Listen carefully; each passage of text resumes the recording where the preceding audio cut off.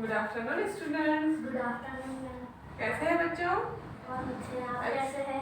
हम भी अच्छे हैं। अच्छा, आपको ये यहाँ पे नजर आ रहा है क्या? दिख रही है बराबर? Yes teacher. ओके। और इधर से दिख रहा? हाँ। ओके। ओके, तो आज हम कौन सा विषय पढ़ने वाले हैं? हम पढ़ने वाले हैं विज्ञान।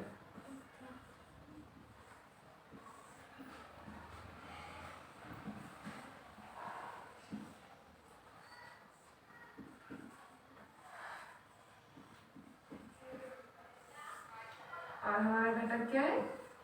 पर्यावरण संतुलन।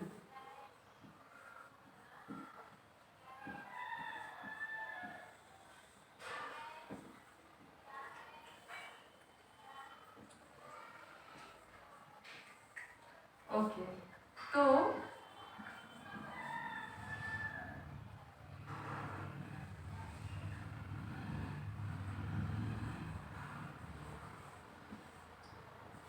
मुझे आप ये बताइए, क्या कभी आप घूमने के लिए बाहर गए? हाँ। कोई पार्क या फिर नदी के किनारे, नदी पर, ऐसे कोई जगह? हाँ। तो आपको वहाँ पे क्या क्या देखने को मिलता है? जानवर, पेड़ पौधे, वेरी गुड। और पंछी। पंछी, वेरी गुड।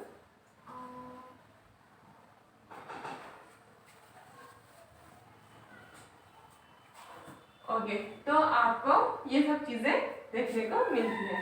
तो आज का हमारा जो लेसन है, तो हम उसको पर्यावरण ये लेसन समझना। पर्यावरण संतुलन में हम समझेंगे पर्यावरण के, पर्यावरण किसे कहते हैं और पर्यावरण क्या होता है। ओके,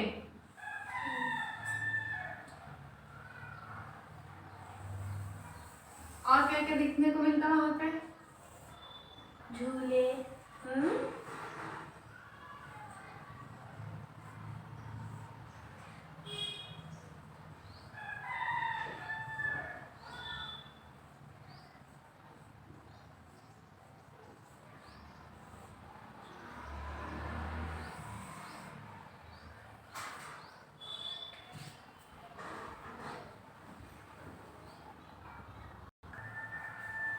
तो आपको कैसे पता चले?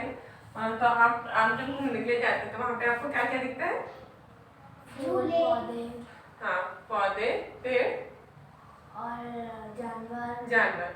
तो मतलब एक ही जगह पे हमको पेड़ भी दिखते हैं और परिंदे भी दिखते हैं, कीड़े भी दिखते हैं, बड़े बड़े जानवर भी दिखते हैं, ये सब हमको दिखते हैं।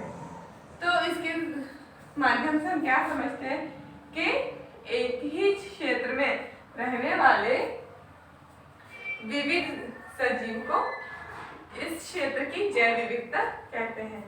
क्या कहते हैं? जैव विविधता, विविधता। यानी एक जगह तो है लेकिन सब अलग अलग है, तो उसको हम क्या कहते हैं? जैव विविधता।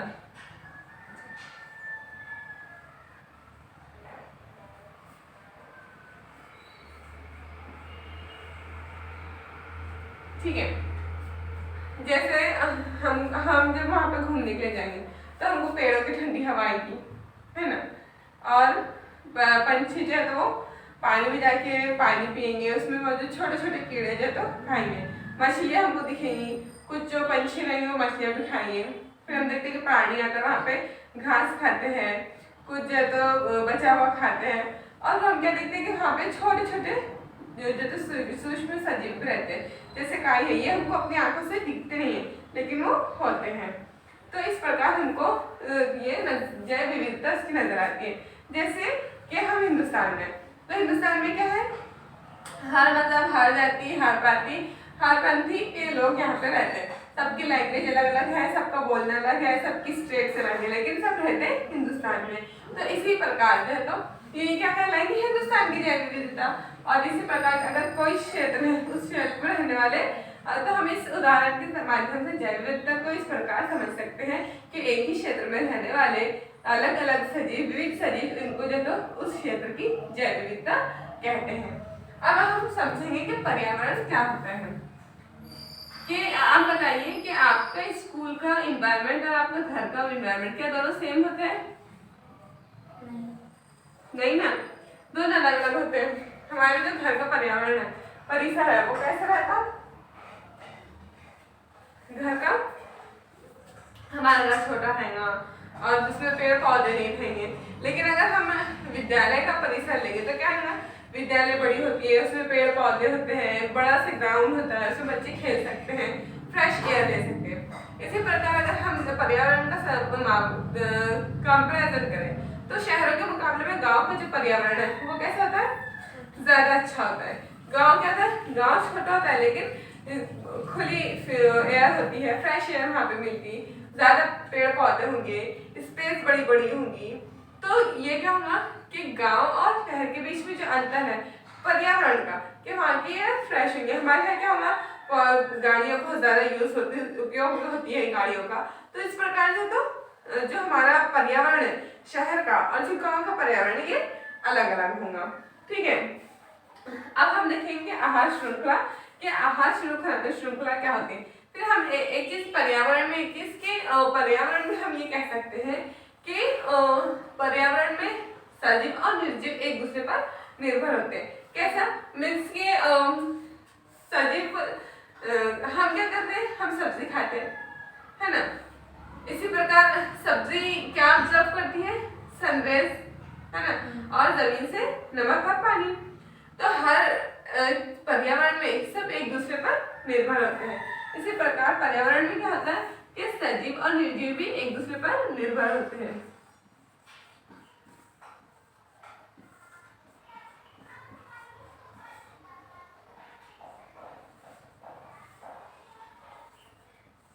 ये क्या होंगे? सजीव और निर्जीव एक दूसरे पर निर्भर।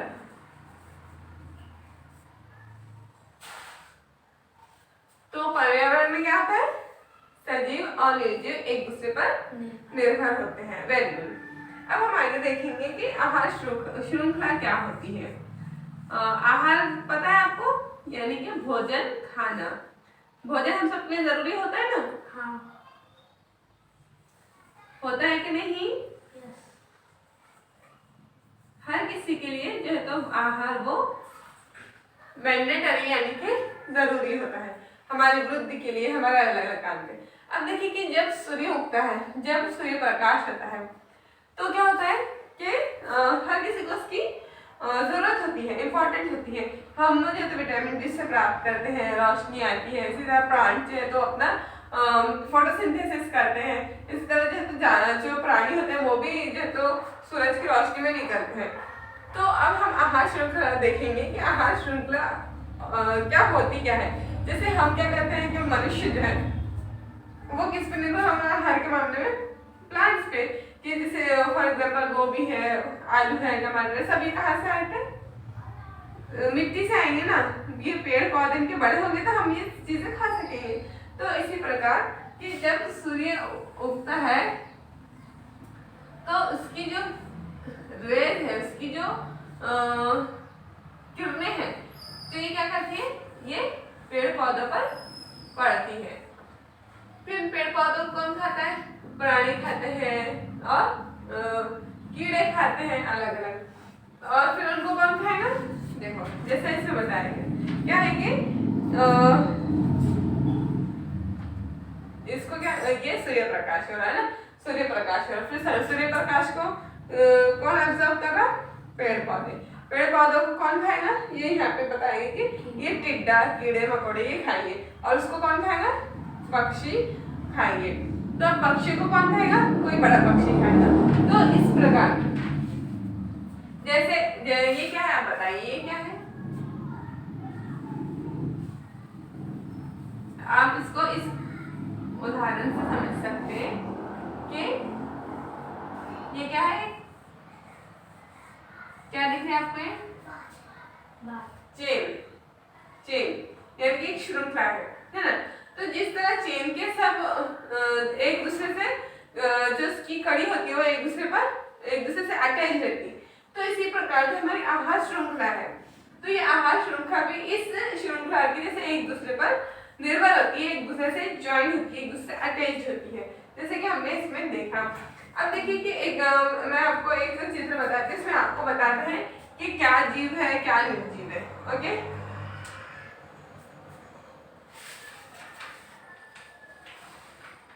सजीव कौन है, निर्जीव कौन है? सजीव जिनमें की जान होती है, निर्जीव जिसमें की जान नहीं होती। अब मुझे बताइए इसमें सजीव क्या है, निर्जीव क्या है, बता सकते हैं आप? बताइए, ये सजीव है कि निर्जीव है? जान है कि नहीं है इसमें? है ना, सजीव है। और इसी प्रकार ये टाइप क्या है, ये पत्थर है, तो ये क्या है, निर्जीव है। Okay, very good. इसी प्रकार ये सजीव, ये सजीव, वेरी गुड। तब आपके समझ में आ गया कि सजीव क्या है, निर्जीव क्या है। तो इसी प्रकार क्या होता है कि सजीव और निर्जीव ये एक दूसरे पर निर्भर होते हैं। जैसे आपने इस चेन में देखा। अब एक मैं आपसे प्रश्न पूछूंगी कि अगर जैसे हमने देखा कि सूर्य प्रकाश को पेड़ पौधे खा रहे, अब ये पेड़ पौधों को अगर हिरण खाता है ना, इसको प्राणी भी खा सकते ना, हिरण खाता है, तो हिरण को कौन खाएगा, शेर, वेरी गुड। इसको गीदड़ खाएगा, शेर खाएगा या दूसरा कोई जानवर खाएगा। तो ये क्या है, आहार श्रृंखला, ये भी चेन हो रही ना के। तो अब ये जो चेन है, जैसे हमने ये हमने आहार श्रृंखला देखी, आहार की चेन देखी, इसकी भी हमने उदाहरण देखे और श्रृंखला से देखे। तो क्या होता है कि श्रृंखला के भी आहार का भी एक जाल होता है, ठीक है। तब हम क्या पढ़ने वाले हैं, आहार जाल।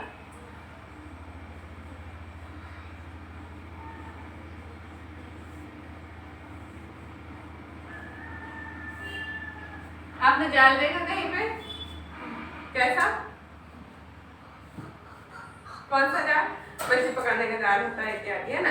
लेकिन देखिए हम जाल की उदाहरण इस प्रकार समझेंगे कि अगर हमारा हमें धागा दिए और वो कहीं से उलझ गया, तो क्या हो जाएगा, धागे का जाल बन जाएगा ना, ऐसे सब उलझ जाएंगे। तो इसी प्रकार जो है तो पर्यावरण में हमारे आहार का एक जाल बिछा हुआ है, पूरा एक बहुत बड़ा जाल है कि सभी एक दूसरे पर निर्भर होते हैं। फॉर एग्जाम्पल सूरज को जो है तो पेड़ पौधे खाएंगे, रोशनी उसकी एब्जॉर्ब करेंगे। इसी प्रकार पेड़ पौधों को कौन खाएगा, कीड़े भी खाएंगे, प्राणी भी खाएंगे, छोटे छोटे जो जानवर है जैसे खरगोश, चिड़िया, ये भी खाएंगे, है ना। तो इनको कौन खाएगा, इनको उनसे बड़े जानवर खाएंगे, उनको उनसे बड़े जानवर खाएंगे। तो इस प्रकार जो एक आहार जाल बनेगा, जैसे आपको इस चित्र में बताया गया है। दिख रहा है आपको एक आहार जाल, किसको क्या खा रहा, बता सकते हैं आप? खरगोश चील को खा रहा, चील खरगोश को खा रही, हाँ, वेरी गुड। और सांप किसको खाएगा, सांप जो है तो चूहे को खाएगा, मेंढक को खाएगा, है ना। तो ये यहाँ पे क्या समझाया गया है कि हमको कि बहुत सारे पर्यावरण में जाल होते हैं, आहार जाल, कोई किसको भी खा सकता है ना। जैसे ये जो टिड्डा, इल्ली है, इल्ली क्या खा रही, इल्ली जो है तो वो पत्तों पे बैठ के घास खा रही, वो खा रही। इल्ली को कौन खा रहा है, टिड्डा खा रहा है। टिड्डा को कौन खाएगा, कि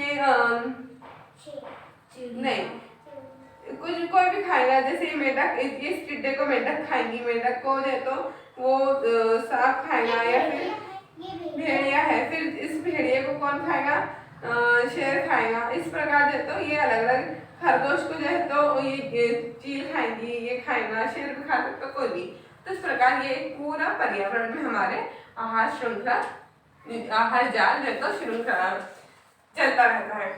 ये एक इसी प्रकार हम एक उदाहरण ये भी ले सकते हैं कि देखो यहाँ पे क्या है कि सूर्य प्रकाश है ना, उसको घास एब्जॉर्ब करा, उसको खरगोश खा रहा, खरगोश को सांप खा रहा। अब ये एक श्रृंखला हो गई, एक श्रृंखला ये वाली हो गई, है ना। तो अब ये तो हमने दो देखी, लेकिन इसी प्रकार पर्यावरण में बहुत सारी श्रृंखलाएं चलती रहती है एक साथ।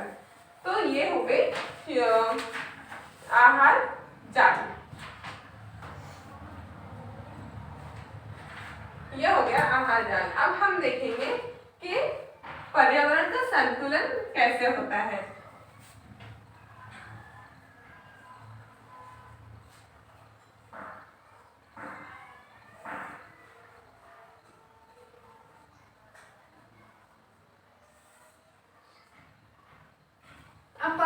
संतुलन, संतुलन मीन्स कि बैलेंस करना, बैलेंस होना, बैलेंस है ना, संतुलन का ये मतलब होता है। तो अब ये पर्यावरण का बैलेंस, ये संतुलन कैसे चलता है ना। हम देखते हैं कि पर्यावरण में हमने देखा कि अगर रास्ता में पर्यावरण एक, जैसे हम इसकी मिसाल, अगर इसमें से एक रास्ते ये टूट जाएगी, चेन टूट जाएगी, तो ये श्रृंखला रहेगी क्या? ये टूट जाएगी, खराब हो जाएगी।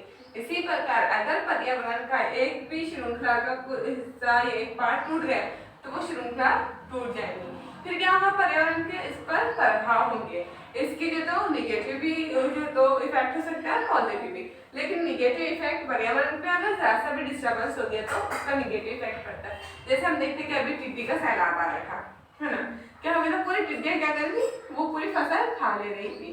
तो इस प्रकार जो ये श्रृंखला, अगर पर्यावरण का संतुलन डैमेज हुआ या बिगड़ गया, जरा सा भी संतुलन उसका बिगड़ गया तो उसके कारण जो तो पर्यावरण पर प्रभाव पड़ते हैं। तो ये एक हम देखे कि जो हर किसी का अपना अपना आहार श्रृंखला होती है, जो पानी का चक्र चलते रहता है, दूसरे और चक्र जो तो चलते रहते हैं। इस प्रकार हमारा पर्यावरण पूरा जो तो उसका संतुलन बना रहता है।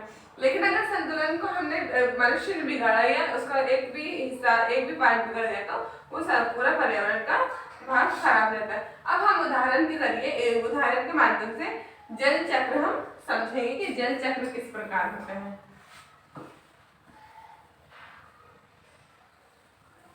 जल चक्र किस प्रकार होता है, किसी को पता है? कि ये सूर्य प्रकाश है ना, कि जब सूर्य की प्रकाश, ये नदी है, ठीक है, ओके, ये नदी में पानी है, जब सूर्य का प्रकाश जो है ये पानी पे पड़ता है, इस तरह पानी पे पड़ता है तो क्या होता है कि जो बहने वाला पानी है ज्यादा धूप की वजह से भाप बन के हवा में उड़ जाता है। अब क्या है कि यहाँ पे बादल है, तो ये बादल क्या करते हैं, ये बादल उस भाप को अपने अंदर ले लेते हैं और ये भाप जो है तो बादल में जाके ठंडी हो जाती है, जमा हो जाती है। फिर जब बारिश की रुत आती है, बारिश का मौसम आता है, तो ये बारिश बन के वापस से गिरती है। तो इस प्रकार जैसे कि ये चक्र हमने अभी जलीय चक्र देखा, तो इसी प्रकार वो पर्यावरण में बहुत सारे चक्र जो तो वो चलते रहते हैं और सबके सब अपने रूटीन में प्रॉपर वर्क करते रहते हैं। तो इस प्रकार पर्यावरण का जो संतुलन है वो बना रहता है। तो ये हुआ एक पर्यावरण का संतुलन हमने जो आज देखा कि इस पर्यावरण के संतुलन में हमने पानी का चक्र देखा। अब क्या है कि कार्बन डाइऑक्साइड जो है ना, कार्बन साइकिल जिसको कि हम कहते हैं, इसी प्रकार पर्यावरण में कार्बन साइकिल भी चलती रहती है, ऑक्सीजन साइकिल है, इत्यादि जो गैसें हैं, सब का एक चक्र चलते रहता है, जिसकी वजह से हमारा इस पृथ्वी पर हमारे इस पर्यावरण का संतुलन बना रहता है। अब आपको करना क्या है कि अगर आपको, आप जब अपने यहाँ से जाएंगे या घर से बाहर जब आप निकलेंगे तो आपको अपने पर्यावरण को देखना है कि आपका पर्यावरण कैसा है और उसमें कौन कौन सी जैव विविधता पाई जाती है, कल आपको लिख के लाना है, ठीक है। तो आज हमने इस प्रकार क्या क्या समझा, हमने समझा जैव विविधता, पर्यावरण में कैसे जैव विविधता होती है, पर्यावरण कैसा होता है, आहार श्रृंखला क्या होती है, आहार जाल क्या होता है, पर्यावरण संतुलन कैसे होता है। फिर हमने इसमें आगे चल कर जाता ये पढ़ा है। मेरे आज के इस लेसन की जो लेसन प्लान है वो मेरा इस डिस्क्रिप्शन में, आज के लेसन के डिस्क्रिप्शन में मिल जाएगी। थैंक यू, धन्यवाद।